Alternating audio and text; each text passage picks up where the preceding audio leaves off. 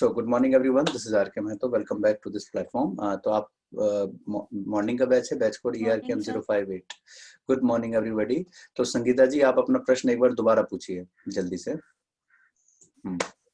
तो मैंने पूछा कि सो जैसे हम लोग थैंक यू सो मच लिखते हैं तो सो वेरी क्यों मतलब करेक्ट और सो गलत क्यों है? एग्जैक्टली ये इनका सवाल है कि थैंक यू सो मच और वेरी मच में से हम वेरी मच क्यों कहें, सो मच क्यों ना कहें. जैसे Kavita is so beautiful, Kavita is very beautiful, सुनने में दोनों बड़ा प्यारा सुंदर अच्छा लग रहा है. तो ऐसा क्यों? अब इसका एक्सप्लेनेशन देखो, मैं नहीं, ये बच्चे अपने आप दे देंगे. ये अठन्नी कहाँ गई? ये रही. रिद्धि तुम्हें चांस दे रहा हूँ. Yes, sir. बोलो बोलो बेटा. Yes, sir. Sir, very is used as an adverb and very used to, sir, adverb किसी adjective या adverb की meaning को strengthen करने के लिए very use होता है. And so is used also as an adverb, but it which emphasizes an adjective or an adverb और वो very से ज़्यादा higher degree पे लेके जाता है. कुछ गड़बड़ कर दी. चलो कोई बात नहीं. आयुषी शुरू हो जाओ. थोड़ी सी गड़बड़ कर दी इन्होंने. आयु नहीं, बहुत जब रिप्लाई नहीं करते ना तो मन करता है कि अब तुम्हें अगली बार मौका ही ना दो बोलने का. चलो आशा. आशा तुम भी नहीं बता रही हो, मैं ही बता देता हूँ. बेटा म्यूट करो अपनी अपनी साइड से सारे लोग. देखो thank you so much very much, ये Asha is so beautiful very beautiful, इनमें डिफरेंस क्या होता है मैं शुरू में बता देता हूँ फिलहाल. बेटा म्यूट करोगे या मैं अपनी साइड से आपको रिमूव करूँ? ये कौन है? इरिटेट हो जाता हूँ यहाँ से मैं. म्यूट आपको म्यूट ही नहीं, मैं आपको रिमूव भी कर सकता हूँ, पता है ना, मेरे पास अथॉरिटी पूरी है इस तरफ से. सुनो ध्यान से. वैसे तो ये टॉपिक अभी आगे आप सीखने वाले हो, लेकिन अब आपने बीच में पूछ लिया है तो भैया डिमांड आपकी है, सप्लाई करनी पड़ेगी. देखो सो और वेरी का डिफरेंस क्या होता है बच्चों, ध्यान से सुनिएगा. जैसे हमने कहा कि रिधिमा इज डैश ब्यूटीफुल. ध्यान से सुनते रहिएगा. जिसका क्वेश्चन था, किसने पूछा था? शायद संगी ने पूछा था, राइट? अब देखो एक एग्जांपल हमने कहा रिधिमा इज डैश ब्यूटीफुल, और दूसरा एग्जांपल कहा Ridhima is dash beautiful that she doesn't need any beauty product, any Patanjali product, है ना? क्या बोलता है? एलोवेरा. चलो तो दोनों सेंटेंस में ब्यूटीफुल तक तो सेम है, बराबर है काफी हद तक, राइट? फर्क क्या है? देखो Ridhima is dash beautiful, Ridhima is dash beautiful. So और वेरी का फिल आउट करना है हमको. तो ध्यान रखिएगा कि जो सो होता है बच्चों, ये होता है कंजंक्शन, और जो वेरी होता है ये क्या होता है? एडवर्ब. इस बात को याद रखना. रिधिमा इज डैश ब्यूटीफुल, अगर बात हमारी एडजेक्टिव पे ही हो रही है तो हम कहेंगे एडवर्ब लगाना पड़ेगा हमको. तो एडवर्ब क्या है हमारा? सो या वेरी? तो वेरी. तो वेरी, ठीक है. और बात जब आगे बढ़ रही है, यानी कनेक्ट हो रहा है, आगे अगली लाइन बढ़ रही है, तो लगाएंगे सो. ठीक है. तो सो एक कंजंक्शन होता है, और कंजंक्शन का मतलब ही आप लोग बचपन से पढ़ रहे हो, कंजंक्शन का काम है कनेक्ट करने का, और कनेक्ट करने का काम सेंटेंस आगे बढ़ेगा. ठीक है, क्लियर हुआ? तो कनेक्ट करने का काम मतलब सेंटेंस कनेक्ट हो रहा है ना, सो और दैट दिख रहा होगा आपको, राइट? तो अब संगीता क्लियर हो गया? लॉजिकली क्लियर है, ग्रामेटिकली क्लियर है, राइट? चलो वैसे तो ये पॉइंट मैंने बहुत बार बच्चों को सिखाया, लेकिन हो सकता है आपने वो क्लास मिस कर दी हो या नहीं ली हो, तो कोई बात नहीं. आज तो आपने कम सीख लिया है पिछली बात को, राइट? चलो थैंक यू. जब जागो तब सवेरा. आगे बढ़ते हैं. तो बेटा आज का टॉपिक हमारा स्टार्ट करने वाले थे हम टॉपिक को, दैट इज अबाउट आर्टिकल. तो हाँ ये रहा. तो आज 20 मई 2021 है, ERKM 058 बैच है, मॉर्निंग का है ये बैच. आर्टिकल का हमारा फर्स्ट डे है. तो आप में से कोई भी ऐसा बच्चा जिसने आर्टिकल पहले से पढ़ा हुआ है तो प्लीज थोड़ा सा शांति बनाए रखिएगा. दूसरे बच्चों को भी थोड़ा सा मौका दीजिएगा कि उनको भी सीखने को मिले, और थोड़ा बहुत मेरे को भी मौका मिलेगा कि मैं बच्चों का हाँ बेटा बहुत बढ़िया, सही है, गलत है ना. तो मेरे को सस्पेंस न टूटे. तुम लोग ना सस्पेंस तोड़ देते हो. देखो आर्टिकल एक ऐसा टॉपिक है जो सबसे ज्यादा मतलब कंफ्यूज करने वाला टॉपिक कह सकते हो आप इसको. आर्टिकल एक ऐसा टॉपिक है जो सबसे ज्यादा कंफ्यूजिंग है, क्योंकि आज तक की बचपन से आज तक आपने एक बात नोटिस करी होगी कि आर्टिकल के अंदर ये जो an होता है ये फिर भी क्लियर हो जाता है, लेकिन दा वाला वर्ड बचपन से परेशान करता है. आर्टिकल दो तरीके के होते हैं जनरली, डेफिनेट और इनडेफिनेट. डेफिनेट और इनडेफिनेट. तो जो डेफिनेट होता है वो होता है द, और जो इनडेफिनेट होते हैं वो होते हैं ए और एन. ठीक है, ये होता है दा और वो होता है ए और एन, ठीक है। जो हमारा डेफिनेट आर्टिकल है इसी ने कंफ्यूज किया है। इनडेफिनेट तो चलो क्लियर हो जाता है, वावल कॉन्सोनेंट वाली बातें हैं, हालांकि मैं दोबारा सिखाऊंगा वावल कॉन्सोनेंट का क्या कहानी है। लेकिन ये डेफिनेट आर्टिकल ने बड़ा परेशान किया। मतलब बचपन से आपने बहुत बार ये चीज पढ़ी होगी कि डेफिनेट आर्टिकल का द का यूज किया जाता है जब कोई फेमस चीज हो, किसी बड़ी चीज का नाम आए, फेमस चीज हो, राइट। हाँ, इस तरीके का। तो हम जब भी कोई फेमस चीज देखते हैं तो दा लगाते हैं, नो डाउट। लेकिन जब कोई फेमस चीज ना हो तो वहां पे अगर कोई दा लगा के सेंटेंस को बोले तो हम फिर कंफ्यूजन वहां क्रिएट होनी शुरू हो जाती है। जैसे अगर हमने कहा कि I bought the pen, I bought the chair, I know the girl, तो यहाँ पे फिर दिक्कत आती है कि यार अब यहाँ दा क्यों आया, है ना। अब मैं कहूँ आई नो द बॉय, अब यहाँ पे आप लोग सोचोगे यहाँ दा क्यों आया भाई, ये मतलब बॉय कहाँ से फेमस है, नाक निकल रही है, स्किन में फेमस बता रहे हो उसे, राइट। तो यहाँ पे वो दा का यूज कैसे किया गया है उसको हमको सीखना है। मतलब पूरा का पूरा बचपन बीत गया, पूरी जवानी बीत मतलब चल रही है, और आज तक ये दा वाले वर्ड ने परेशान किया। तो आज की क्लास के बाद ये दा कॉन्सेप्ट आपका 100% क्लियर हो जाएगा। आज की क्लास के बाद आप दा का वर्ड बुक गलती से भी नहीं भूल पाओगे। तो मेरे साथ जरूर आप लोग आगे कॉपी पेन लेकर के पढ़िएगा। कोई भी ऐसा बच्चा जिसने कॉपी पेन ना उठाया हो तो रिक्वेस्ट है सबसे कॉपी पेन लेकर के जरूर बैठिएगा सारे लोग, ठीक है। चलिए आज ये दा की कहानी को खत्म करें कि होता क्या है। चलो एक बढ़िया सी कहानी, स्टोरी, एग्जांपल लेके देखते हैं, ठीक है, अच्छी सी। आप ही में से एग्जांपल उठाते हैं, दो चार बच्चे प्यारे प्यारे से। किस किस को लेते हैं, ये बैठे हैं दो चार मलिक साहब, चलो ठीक है।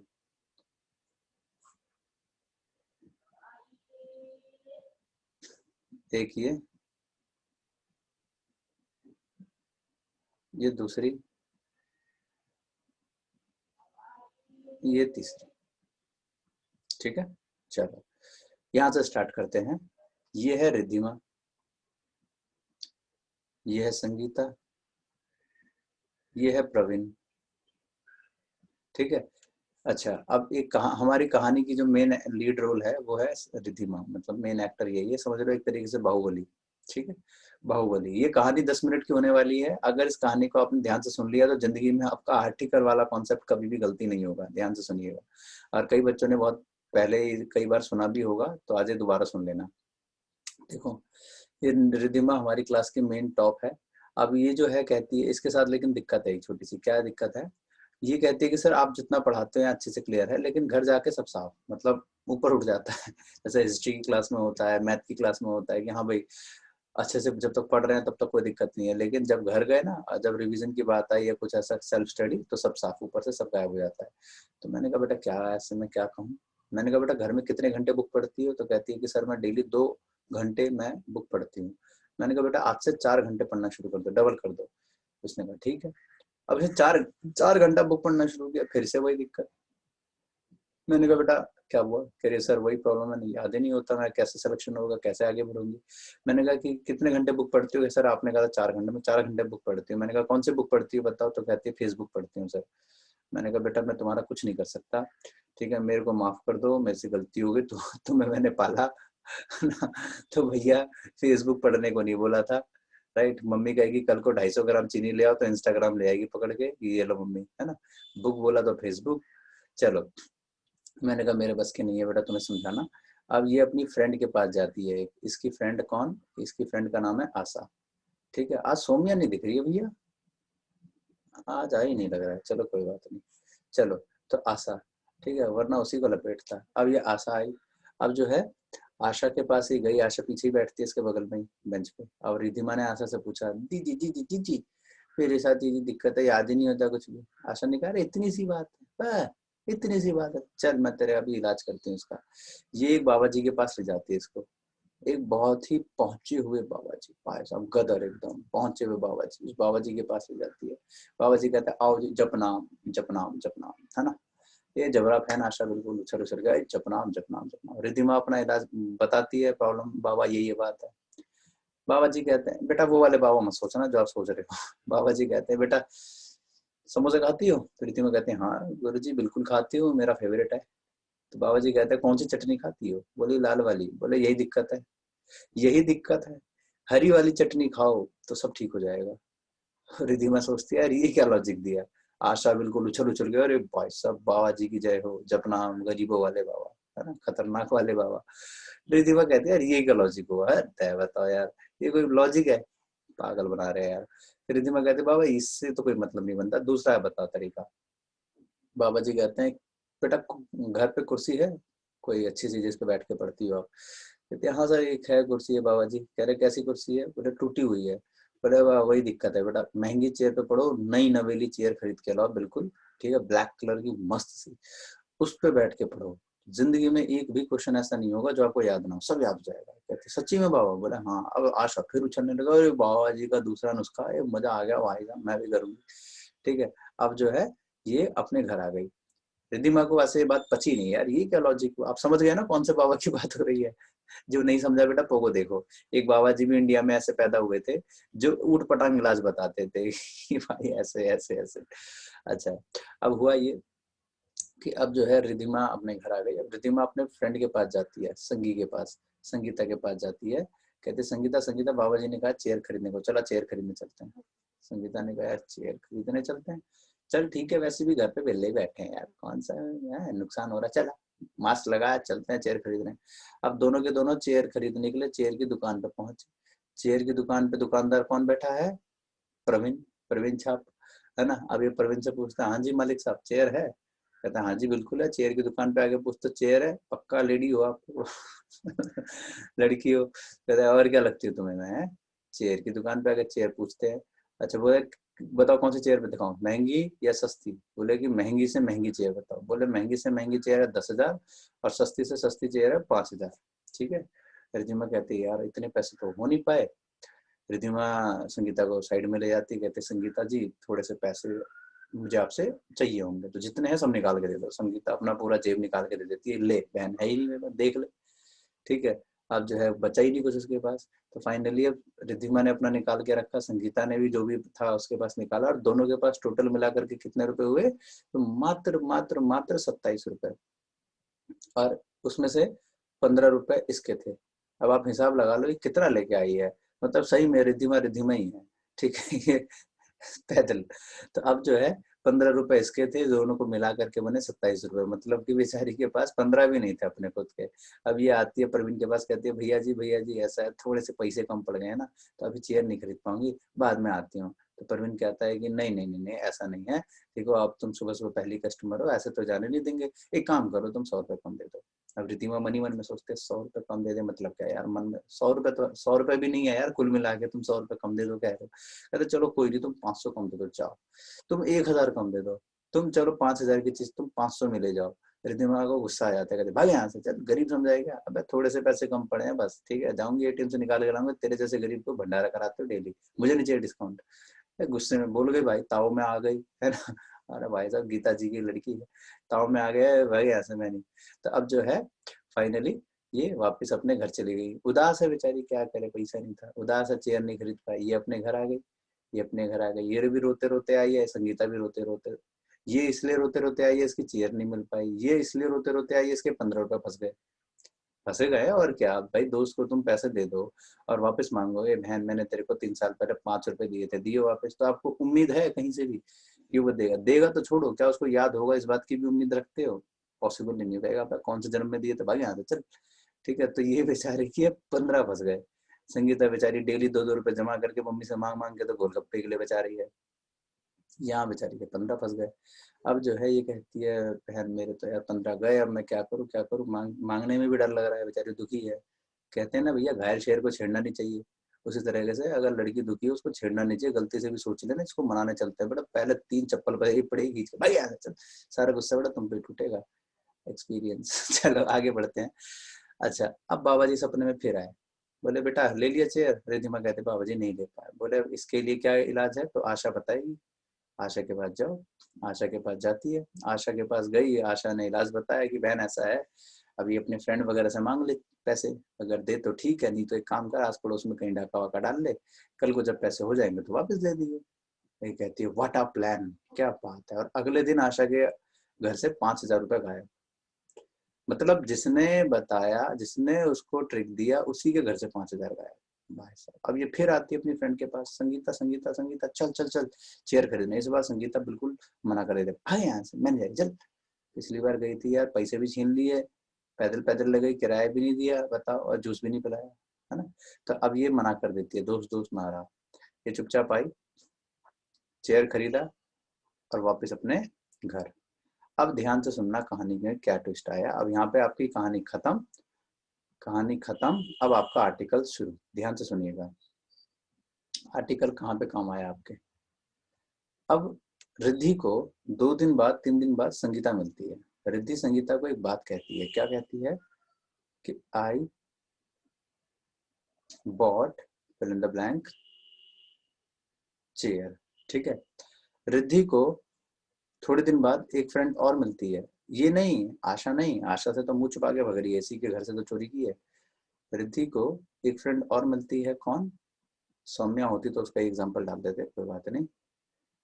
ये दीपिका, ठीक है, दीपिका। रिद्धि को दीपिका मिलती है, दीपिका को भी यही बात कहती है, चेयर वाली बात दीपिका को बताती है। क्या बोलती है कि आई बॉट डैश चेयर। ठीक है।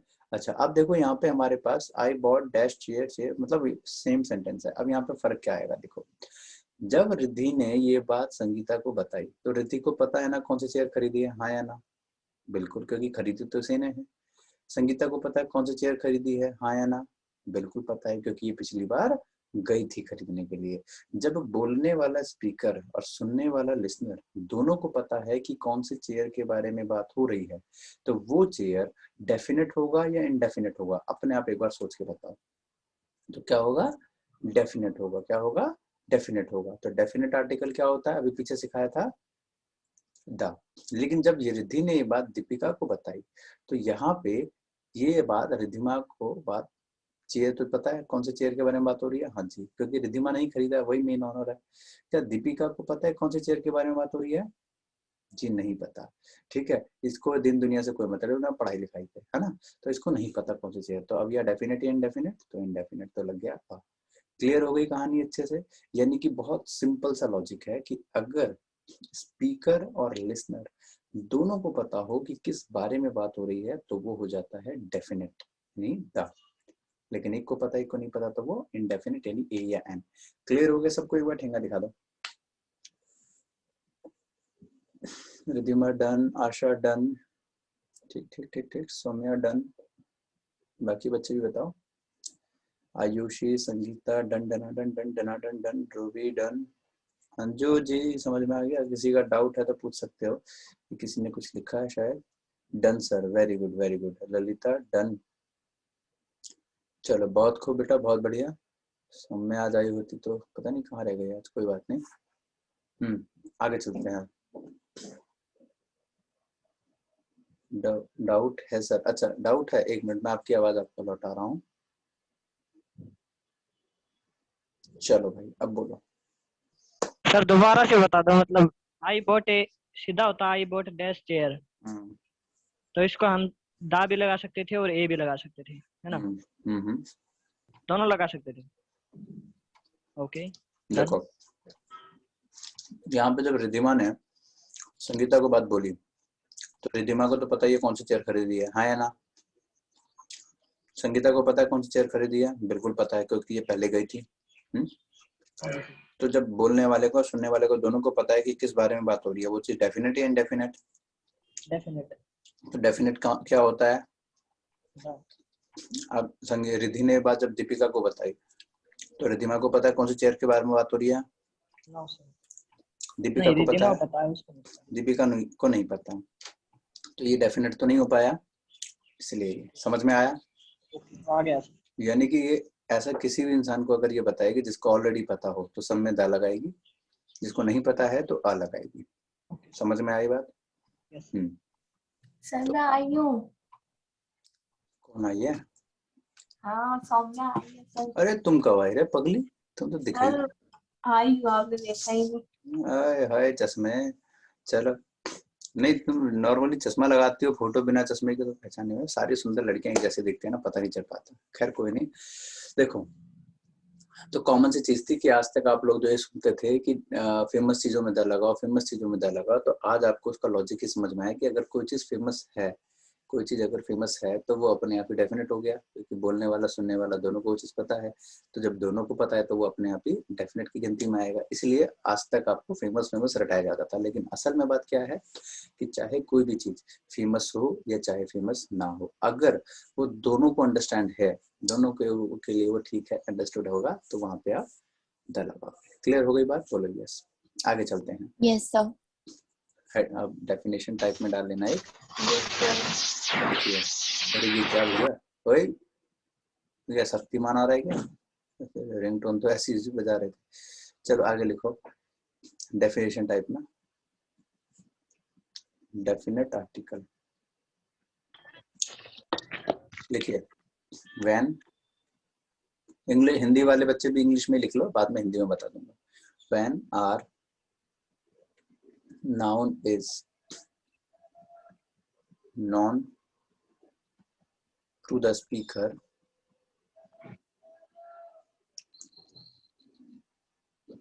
as well as listener, we use definite article the। अगला बेटा अपने आप म्यूट कर दिया करो अपने अपनी साइड से, आपकी वजह से ना बाकी क्लास डिस्टर्ब होती है, जिसकी साइड से भी आवाज आ रही है अभी। अगला indefinite article,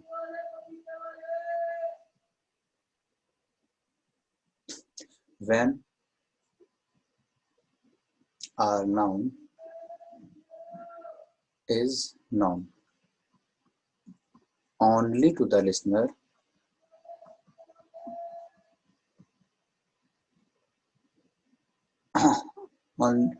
only to the speaker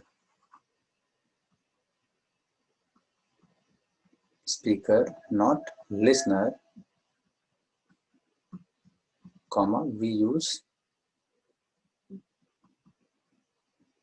indefinite article, bracket में लिख लो am। चलो जल्दी से लिख लो।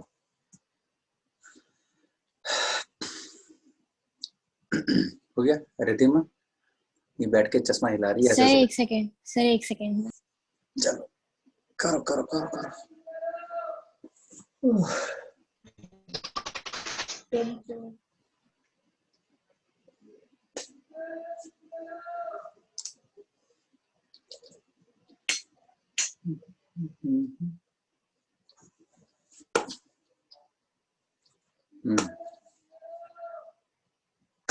Praveen Punia done, very good. Done sir. किसी का रहा तो नहीं? हो गया संगीत? Yes, okay. ये कौन आया? अच्छा अच्छा शीनू है तो। चलो आगे बढ़ते हैं, नेक्स्ट मूव करें। अब यहाँ इंडेफिनेट आर्टिकल में भी ए और एन, इन दोनों को जरा समझिए कि कब ए और कब एन का यूज किया जाएगा। A N, let's see. इतनी बात तो सबको पता है कि जब हम बात वॉल की करते हैं एन, और कॉन्सोनेंट की करते हैं तो अलग आते हैं। ठीक है, कॉन्सोनेंट की करते हैं तो अलग आते हैं। कॉन्सोनेंट का मतलब जैसे वॉवल हो गया आपका ए ई आई ओ यू, कॉन्सोनेंट हो गया आपका जैसे B C D E, sorry E तो नहीं, एफ जी एच जे, जितना है वो। अब यहाँ पे वॉल और कॉन्सोनेंट की बात तो क्लियर है, लेकिन इतना क्लियर होने के बावजूद भी कई बार बच्चे गलतियां करते हैं। कैसे गलतियां करते हैं जरा देखिएगा। जैसे मैंने यहाँ पे कुछ वर्ड्स लिखे हैं, यूरोपियन कंपनी, अमेरिकन सोल्जर। लिखिए मेरे साथ, लिखिए, ये बैठो मत, लिखो। MLA, अगला लिखो Apple,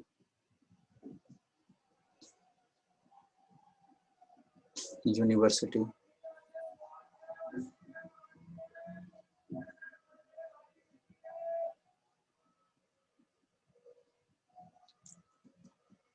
here, have big house, honest person, honest man,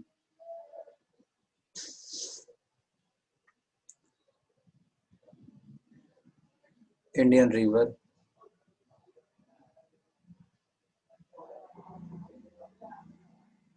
Indian ocean.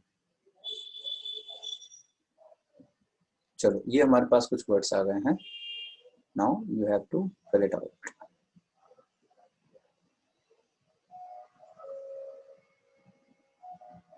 ये आ गया आपका आंसर. अच्छा अभी नहीं है. Done sir. अच्छा फिल कर लिया. Yes sir. Very good. बाकी बच्चे भी जल्दी जल्दी करो.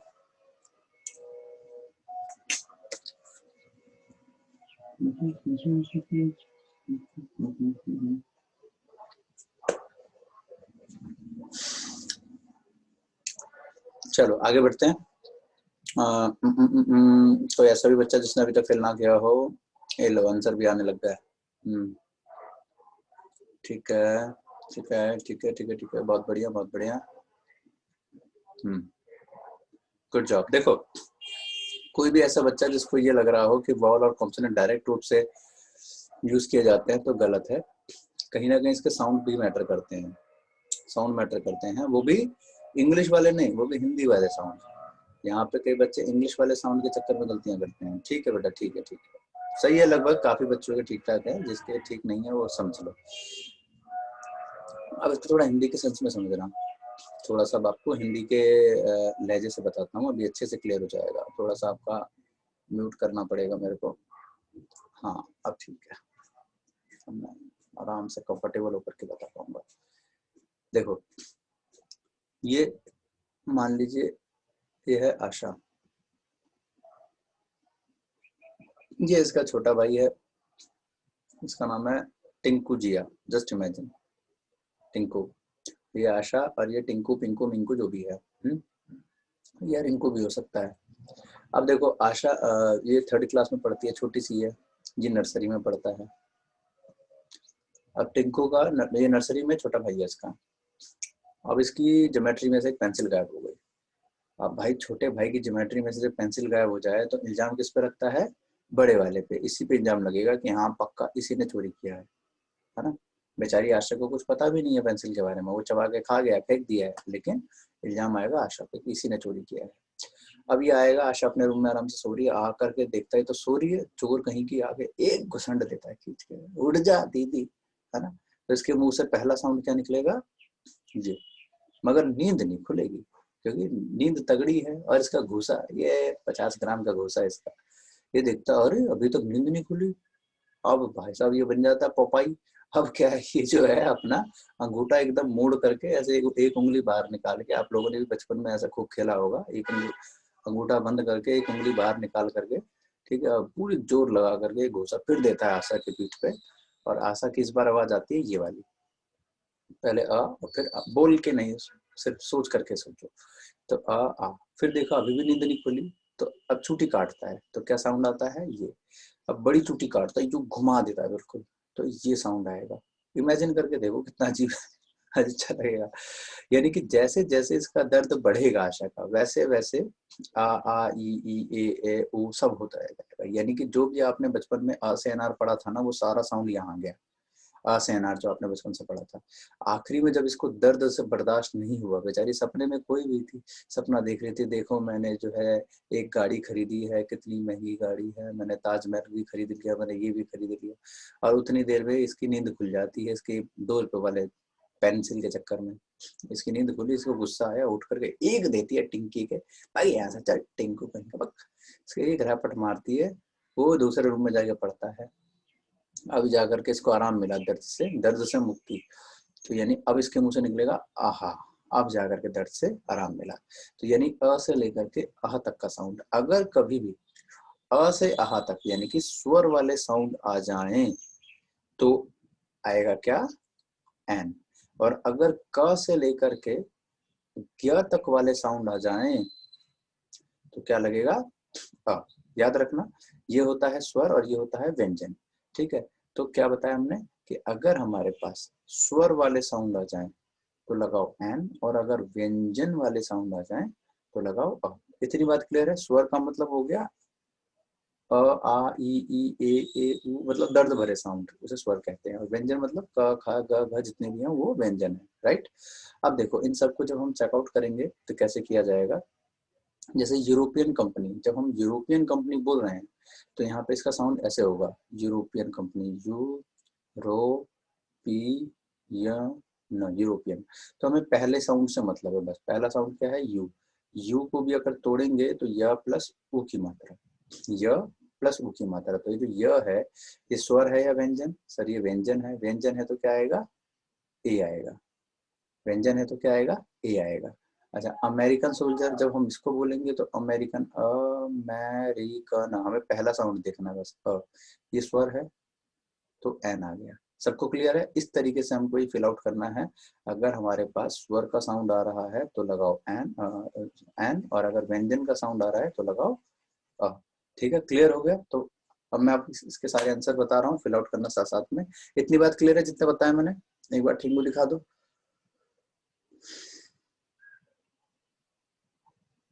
हाँ शाबाश, बहुत अच्छे। आगे बढ़ते हैं।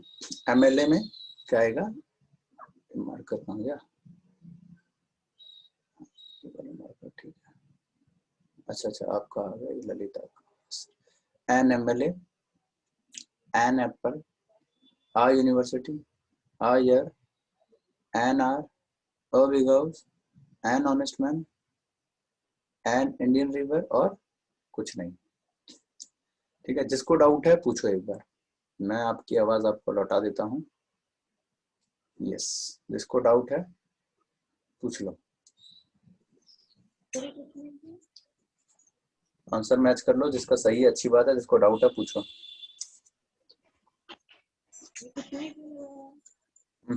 सुन रहा हूँ, बोलो।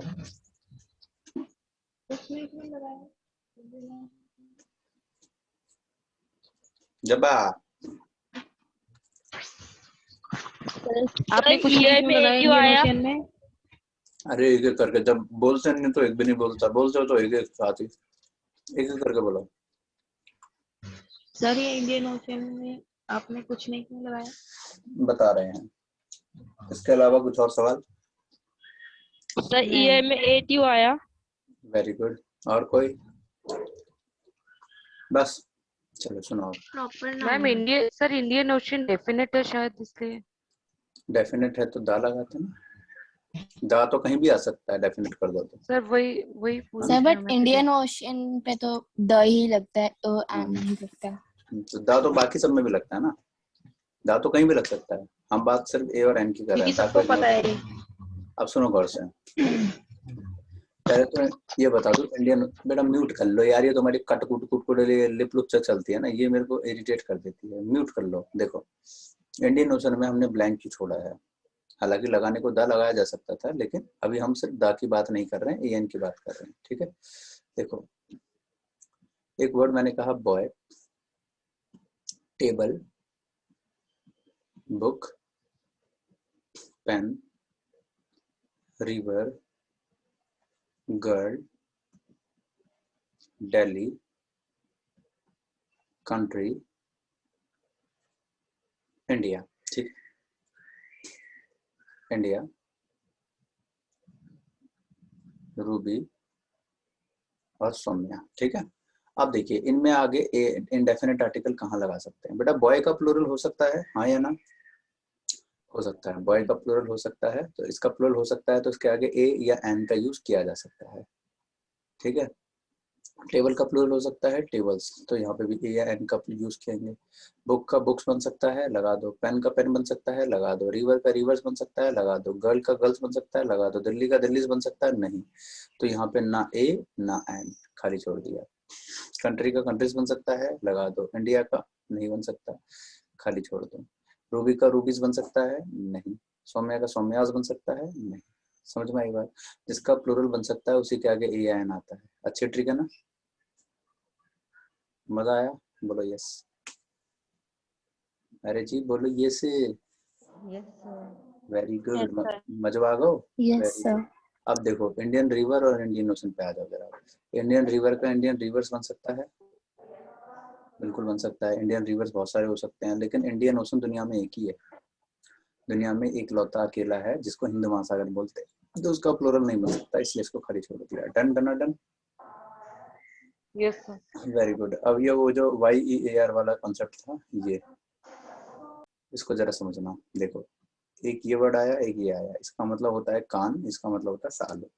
ठीक है, तो देखो यहाँ आता है एन, यहाँ आता है ए। क्यों? क्योंकि इसका साउंड होता है ईयर और इसका साउंड होता है ईयर। तो आज तक आप लोग जो बोलते थे ना हैप्पी न्यू ईयर, वो गलत था। आज के बाद ध्यान रखें, उसको बोलना चाहिए हैप्पी न्यू ईयर। नया सीखा। आज तक कितनी बार आपने हैप्पी न्यू ईयर बोला है? हजारों बार बोला ही होगा। बचपन से आज तक मैसेज पे भी लिख देते हैं हैप्पी न्यू ईयर नए साल पे। No, sir. यार ही बोला है अरे मैंने। तुम तो बेटा एक्सेप्शन हो। क्या हो? एक्सेप्शन हो। ठीक है, तुम मेरी स्टूडेंट की छोरी हो, तुम कैसे गलत बोल सकती हो? चलो डन डन डन।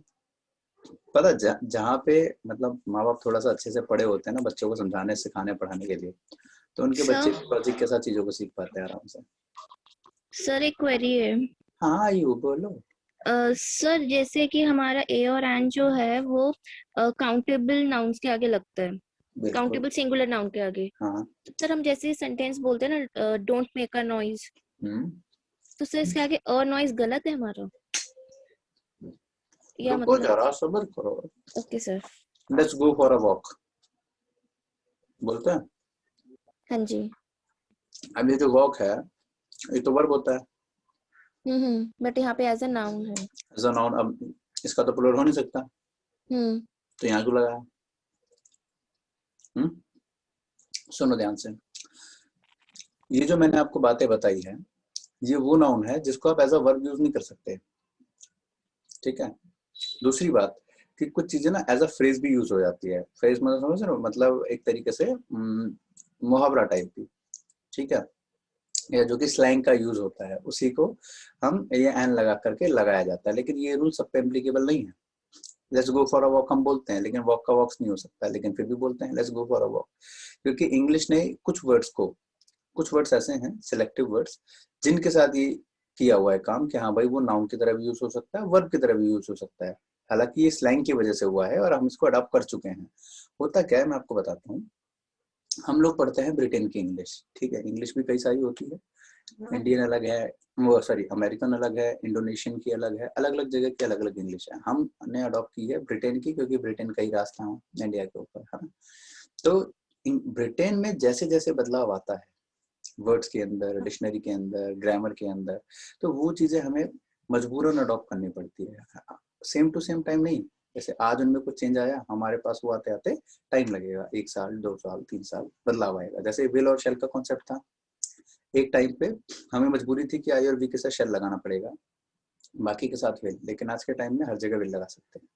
उसी तरीके से अभी ब्रिटेन में क्या है, अमेरिका में क्या है, ईच अदर और वन अनदर। तो वन अनदर वर्ड ही गायब हो गया, सिर्फ ईच अदर चलता है। ठीक है, मैक्सिमम जगह सिर्फ each other each other each other चलता है, लेकिन आज भी हम लोग वन अदर का यूज करते हैं। ठीक है, 2 से ज्यादा होगा तो वन अनदर। ये प्रोनाउन मैंने पहले पढ़ा है, अच्छा इस बैच में नहीं हुआ है, आगे आएगा। तो जो बच्चे पहले प्रोनाउन पढ़े हुए हैं उनको पता होगा कि ईच अदर और वन अनदर का मैंने कॉन्सेप्ट सिखाया था। तो यानी कि वहां पे बदलाव आया, तो वहाँ होता है बदलाव, लेकिन टाइम लगता है, हर चीज में टाइम लगता है। ठीक है, तो अब जब तक हमारा एग्जाम बोर्ड, जो भी आप एग्जाम दे रहे हो, चाहे आप BSSB SSC बैंकिंग, तो जब तक आपका एग्जाम बोर्ड उन सेलेक्टिव ग्रामर के पॉइंट्स को अडॉप्ट नहीं करता है, तब तक हमें वही मानना पड़ेगा जो हमने सीखा है। Getting my point? क्लियर हुआ? उसी तरीके से let's go for a walk, ये जो टर्म है, तो यहाँ जो वॉक वाली बात थी, यह एज अ तो वर्ब है, लेकिन हमने इसको नाउन की तरह यूज किया, और हमने नहीं बनाया, ये उन्होंने बनाया, फिर धीरे धीरे धीरे हम तक आया, हम यूज कर रहे हैं वैसे ही। Don't make a noise. ठीक है, तो ये वही कॉन्सेप्ट था। ठीक है, okay sir, thank you sir. आगे बढ़ते हैं बेटा, नेक्स्ट कॉन्सेप्ट पे आते हैं। तो ये ईयर और ईयर का थोड़ा ध्यान रखना, हैप्पी न्यू ईयर नहीं होता, हैप्पी न्यू ईयर बोलना चाहिए हमको। और कई बार हम लोग ये जल्दबाजी में ईयर ईयर बोलते हैं, जो कि एग्जैक्टली गलत है हमारा, राइट। अब देखो यहाँ पे थोड़ा सा और कहानी को आगे ले चलें अगर, तो यहाँ से और भी चीजें आपको सीखने को अच्छी खासी मिलने वाली है। देखो कैसे, आप लोगों को एक बात पता होगी कि नाउन जो होता है, इसको जब हमें रिप्लेस करना होता है तो रिप्लेसमेंट में हम क्या लगाते हैं, प्रोनाउन। ठीक है, नाउन को हम जब रिप्लेस करते हैं, रिप्लेस्ड बाय प्रोनाउन, उसी तरीके से इनडेफिनेट आर्टिकल को रिप्लेस किया जाता है डेफिनेट आर्टिकल के द्वारा। अब सोचोगे सर ये क्या बात हुई भला, ये ऐसे कैसे हो सकता है, तो कमाल है, ऐसे कैसे हो सकता है। और अगर मैं आपको ये कहूं कि the plus noun is equal to pronoun, तो आप कहोगे सर ये तो बिल्कुल जिंदगी झंड हो गई हमारी, आज तक ये रूल ही नहीं सीखा। The plus noun is equal to pronoun, तो आप लोग ये सोचेंगे कि सर ऐसे कैसे हो सकता है, ये तो बड़ा अजीब ही सेंटेंस बन गया, है ना। तो अभी मैं आपको इसको प्रूफ करके दिखाता हूँ। ये रूल शायद ही आपने जिंदगी में पहले कभी देखा होगा कि the plus noun is equal to pronoun. कैसे, देखो एक छोटा सा आपको एग्जाम्पल, छोटा तो नहीं बड़ा एग्जाम्पल देता हूँ, साथ में लिखिएगा जरा मेरे। देयर वॉज अ, या देयर वॉज, नॉर्मली भी आप लोगों को फिल करने को देता हूँ। देयर वॉज डैश, छोटा सा कहानी का टुकड़ा लेते हैं। Farmer lived in dash village, dash farmer was poor and dash village was vast. One day dash farmer decided to go outside of dash village and start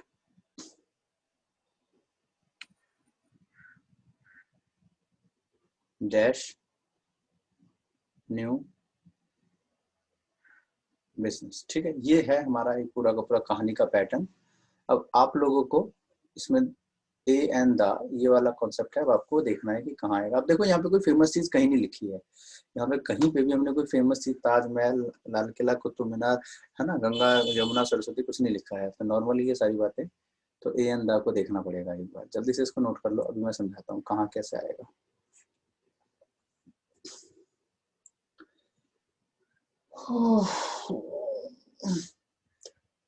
नींद पूरी नहीं हो रही कई दिन से। डन, वेरी गुड, चलो स्टार्ट करते हैं। तो there was dash farmer lived in dash village, देखो कैसे बनेगा ये। अब देखो यहाँ पे जब राइटर ने इसको लिखा है तो वो स्पीकर है, एक तरीके से राइटर जो है वो स्पीकर है, हम पढ़ रहे हैं, हम रीडर है, यानी कि हम लिसनर है, सेकंड पर्सन है। अब ये फार्मर कौन है, ये राइटर को तो पता होगा, क्या रीडर को पता है वो कौन सा फार्मर है? नहीं, क्योंकि ना नाम लिखा है ना कुछ लिखा है, नॉर्मल सा फार्मर है। ठीक है, तो यहाँ पे हमारे पास अभी फार्मर का कोई नाम वाम मेंशन नहीं है, तो हमारे लिए ये डेफिनेट होगा कि इनडेफिनेट होगा, खुद सोचो। डेफिनेट होगा कि इनडेफिनेट होगा? इनडेफिनेट होगा तो ए या एन लगाएंगे, लगा दिया। There was a farmer lived in, अब ये जो विलेज है, इस विलेज का भी नाम नहीं पता हमें, कौन सा विलेज पता नहीं, तो यहाँ पे अभी हमारे लिए विलेज भी इंडेफिनिट है। अब जब दोबारा फार्मर का नाम आया तो अब हमको पता चल चुका है कि कौन सा फार्मर, ये वाला फार्मर, समझे? तो अब फार्मर क्या हो जाएगा, डेफिनेट। समझे मेरी बात, हाँ या ना? क्लियर है? Very good. अब जितनी बार फार्मर का नाम आएगा उतनी बार द आएगा, जितनी बार विलेज का नाम आएगा उतनी बार द आएगा। मेरी बात क्लियर हो रही है, हाँ या ना? Very good. अब यहाँ पे बिजनेस वाला वर्ड नया नया आया है, नया नया इंट्रोड्यूस हुआ है, तो अभी फिलहाल ये इंडेफिनिट है, लेकिन अब दोबारा अगर ये वर्ड आया रिपीट होकर के तो द आ जाएगा। मेरी बात क्लियर हो रही है? ऐसे ही तो होती है ना कहानियां, कभी किसी छोटे बच्चे की बुक उठा के देखना, कुछ इसी तरीके से पैटर्न दिखेगा कि पहली बार में ए या एन का यूज किया जाता है हर वर्ड्स के लिए, जो भी नया नाउन आता है, लेकिन जब उसको दोबारा लिखा जाता है तो द लगाते हैं। कोई भी बुक उठा के देख लेना, मिलेगा ऐसे ही आपको। होता है कि नहीं होता संगीत? क्लियर हुआ? Yes sir. Very good. किसी का कोई डाउट तो नहीं है? अभी पूछ लो, वरना आगे बढ़ गया फिर मत पूछना कि सर पीछे ले चलो, पीछे ले चलो, ऐसा मत करना। आगे बढ़ते हैं। तो यहाँ पे आपको ये बात तो क्लियर हो गई है ए अंधा कैसे लगाते हैं। अब बात करते हैं वो प्रोनाउन वाला क्या बताया था सर आपने, वो समझाता हूँ। देखो यहाँ पे हमारे पास, इस बात को जरा नोटिस करना कि यहाँ पे हमारे पास द फार्मर अगर लिखा है, अगर मैं द फार्मर को काट करके ही लिख दूं तो पढ़ के देखना सेंटेंस सही है या गलत है? हाँ, सही है, अभी भी सही है ना? सही है। Lived in A village, village में समझे एक मेरी विलेज बात? में। ठीक है, तो यहाँ पे जो फार्मर है, अगर द फार्मर की जगह मैं ही लिख दूं तो भी ठीक है। तो यानी कि the plus noun is equal to pronoun, क्योंकि यहाँ पे प्रोनाउन का मतलब क्या होता है, जो नाउन को रिपीट होने से रोके। उसी तरीके से द का यूज क्यों किया जाता है, जो कि ए और एन को रिपीट होने से रोके। तो बात तो बराबर हो गई, हुई कि नहीं हुई? तो the plus noun is equal to pronoun हुआ कि नहीं? तो ये रूल यहाँ पे आपका आ गया, यही तो सिखाया पीछे मैंने आपको। क्लियर हो गया? अब ये चीज आपके पैराजंबल में बहुत काम आती है। अब आप कहोगे सर पैराजंबल में कैसे काम आएगी?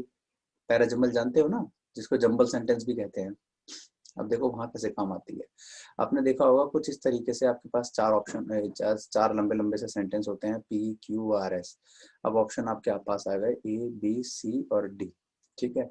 जैसे पी एस आर क्यू, ठीक है, R Q S P, P R S Q, S P R Q, मान लो ये आ गया, ठीक है। अब इस तरीके से चार पांच ऑप्शन आपके सामने आ गए हैं। अब ऐसे आपने देखे है ना, देखे ना इस तरीके के क्वेश्चन। अब ऐसे क्वेश्चन को कैसे सॉल्व किया जाता है, देखो मैं बताता हूँ। आर्टिकल से ना हिंट मिलता है थोड़ा सा अच्छा खासा। कैसे? अब मान लो आपने इसको पढ़ा और आपने देखा कि पूरा पूरा पढ़ने के चक्कर में गलतियां करते हैं, सीधा आर्टिकल पकड़ो। अब क्यू वाले में आपने देखा एन लिखा है, ठीक है, और एस वाले में आपने देखा द लिखा है। अब जरा मुझे खुद बताओ कि पहले एन आएगा या पहले द आएगा? पहले एन आएगा। पहले एन आएगा। पहले एन आएगा इसका मतलब 100% पहले क्यू आएगा और उसके बाद एस आएगा, आएगा ना? राइट। अब देखो यहाँ पे पहले एस है बाद में क्यू है, काटो। पहले एस है बाद में क्यू है, काटो। पहले एस है बाद में क्यू है, काटो। आंसर मिल गया।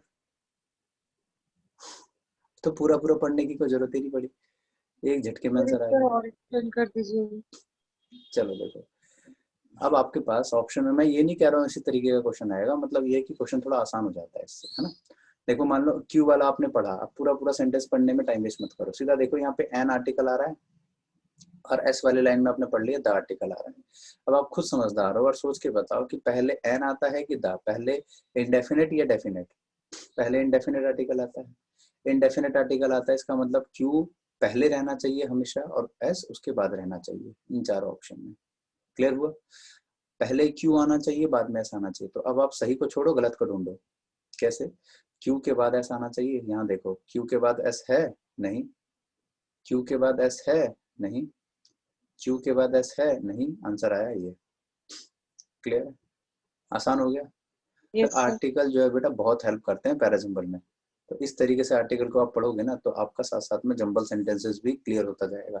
और एक्चुअल में बता रहा हूँ, जिनका भी एग्जाम क्रैक होता है ना, जिनका भी सिलेक्शन होता है, वो यही ट्रिक्स लगाते हैं, क्योंकि उनको स्मार्ट वर्क करना आता है। उनको ये नहीं कि लगे हैं गधों की तरह बिल्कुल रीड कर रहे हैं पूरा पूरा चार चार ऑप्शन और उसके बाद उस पर 2-2 मिनट 5-5 मिनट वेस्ट कर रहे हैं। मेरा मानना है कि अगर किसी क्वेश्चन पे आप 2 मिनट भी अटक गए तो इसका मतलब आपका सिलेक्शन होना मुश्किल है।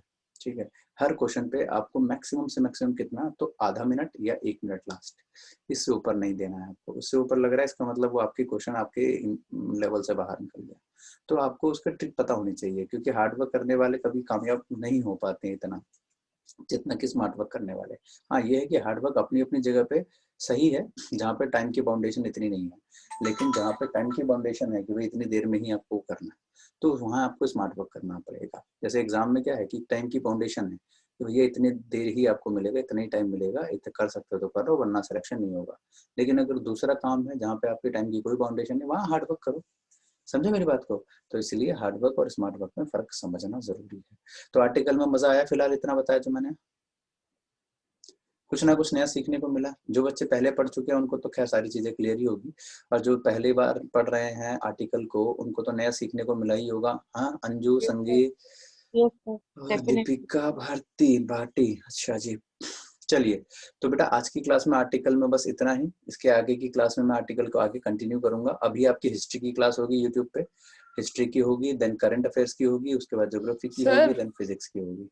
सर एक चीज हाँ पूछनी थी। जी बोलो। सर मैंने आज तक GSSB का एग्जाम नहीं दिया, तो मुझे ये पूछना था अगर कोई और भी तैयारी करे तो एक बार मुझे बता दे। जैसे कि उसमें बोलती है कि NCERT की बुक पढ़े, तो अच्छा अच्छा जो अच्छा, जैसे सर ओके बताता हूँ, जो देखो। सर पढ़ा रहे हैं, तो हम्म, सर मुझे ये पूछना है, जो सर पढ़ा रहे हैं वो NCERT की बुक से रिलेटेड ही पढ़ा रहे हैं क्या? मतलब टॉपिक देखो वाइज मैं ये पूछना चाह रही थी कि क्लास वाइज पढ़ा रहे हैं कि 6th की, फिर 7th की, फिर 8th की, फिर 9th की?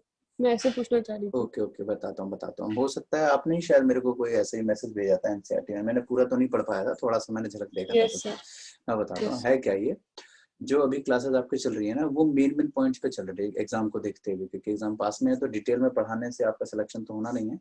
तो इसलिए जो है अभी सिर्फ मेन मेन पॉइंट्स पे बात हो रही है। तो आप नोटिस करना, हिस्ट्री की क्लास में सिर्फ क्वेश्चन आंसर डिस्कस हो रहे हैं, PYQ, ठीक है, जिसमें कि आपके मैक्सिमम एनसीईआरटी के जितने क्वेश्चंस बनते हैं अलग अलग लेवल के, उनको टच कर रहे हैं सर।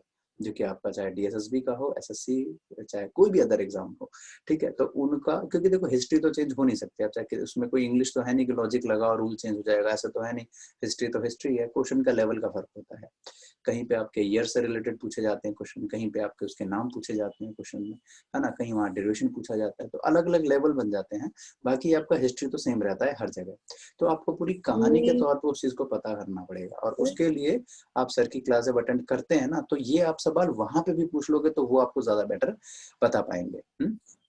इसलिए मैं आप सर सबको कहूंगा कि अगर आपका कोई डाउट किसी भी सब्जेक्ट में आता है तो उस क्लास को ज्वाइन करके कमेंट बॉक्स में आप हाथों हाथ पूछो, ठीक है, वो टीचर आपको जरूर बताएंगे। सर हाँ कभी आप बोलो। सर मैंने देखा था हिस्ट्री वाले सर की क्लास, वो बिल्कुल परफेक्ट करवा रहे हैं, और उतना ही करवा रहे हैं जितना जरूरत है, फालतू का भी नहीं करवा रहे हैं, मतलब बोझ ही नहीं डाल रहे हैं, बढ़िया करवा रहे हैं सर, मैंने देखा था।